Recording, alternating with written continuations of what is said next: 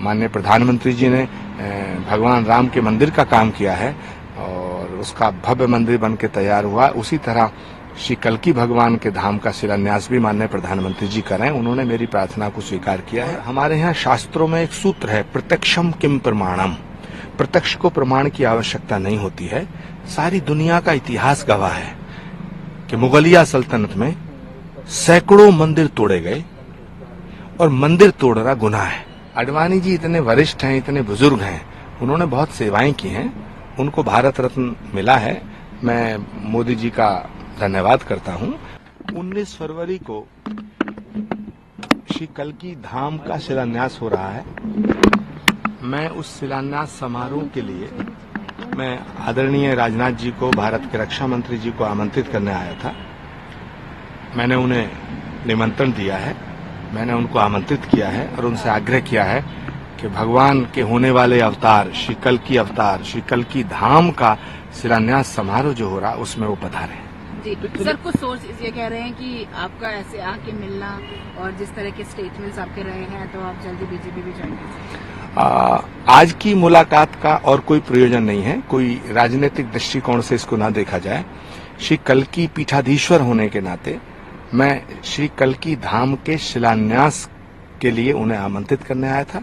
मैं माननीय प्रधानमंत्री जी को भी मैंने आग्रह किया है, उन्होंने आने की स्वीकृति दी है और हम लोग चाहते हैं, देश के करोड़ों सनातन धर्म को मानने वाले चाहते हैं कि जिस तरह माननीय प्रधानमंत्री जी ने भगवान राम के मंदिर का काम किया है और उसका भव्य मंदिर बन के तैयार हुआ, उसी तरह श्री कल्की भगवान के धाम का शिलान्यास भी माननीय प्रधानमंत्री जी करें। उन्होंने मेरी प्रार्थना को स्वीकार किया है और आज मैं रक्षा मंत्री जी को आमंत्रित करने आया था। लेकिन सर जिस हिसाब से अगर दूसरी तरफ बात करें, आप मंदिर और राम मंदिर की बात कर रहे हैं, तो ज्ञानवापी भी एक बड़ा मुद्दा चल रहा है। तो ज्ञानवापी को देख के किस तरीके से जो सब चीजें चल रही हैं, दूसरी तरफ जो मुस्लिम पक्ष है उनका कहना यह है कि उनका कोर्ट जो है वो एक तरीके से बायस्ड हो रहा है, उनका ये बातें भी कहनी है। देखिए, दुनिया में भारत एक ऐसा लोकतंत्र है जिस पर सवालिया निशान नहीं उठाया जा सकता है।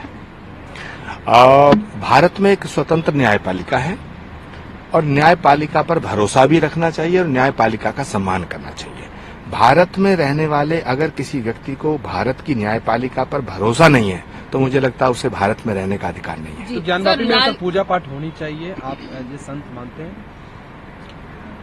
अगर अदालत कहती है वो मंदिर है और वहाँ पूजा पाठ का आदेश देती है तो फिर इसमें क्या दिक्कत है?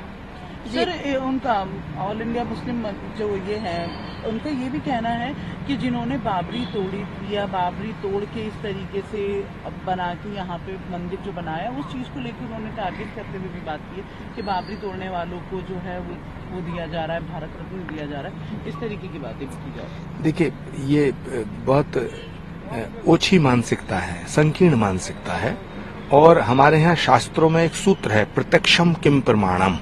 प्रत्यक्ष को प्रमाण की आवश्यकता नहीं होती है। सारी दुनिया का इतिहास गवाह है कि मुगलिया सल्तनत में सैकड़ों मंदिर तोड़े गए और मंदिर तोड़ना गुनाह है। जी। मस्जिद तोड़ना भी गुनाह है क्योंकि मंदिर और मस्जिद भगवान के घर हैं। तो मैं ऐसा मानता हूं कि जो मंदिर तोड़ करके जो गुनाह किया गया है सैकड़ों सालों पहले, अगर भारत की न्यायपालिका उसके पक्ष में दोनों पक्षों को सुन करके कोई फैसला देती है तो हमें भारत की न्यायपालिका का सम्मान करना चाहिए, उनके फैसलों का स्वागत करना चाहिए, उनके फैसलों का इंतजार करना चाहिए। जी सर, एक आखिरी सवाल, लालकृष्ण आडवाणी को भारत रत्न दिया रहा है, इस पे कांग्रेस जो है क्वेश्चन कर रही है, अलग अलग स्टेटमेंट्स आ रहे हैं, उसको आप कैसे देखते हैं? अगेंस्ट में बोल रहे हैं? नहीं, आडवाणी जी इतने वरिष्ठ हैं, इतने बुजुर्ग हैं, उन्होंने बहुत सेवाएं की हैं, उनको भारत रत्न मिला है। मैं मोदी जी का धन्यवाद करता हूं और बुजुर्गों का सम्मान करना भारत की संस्कृति है।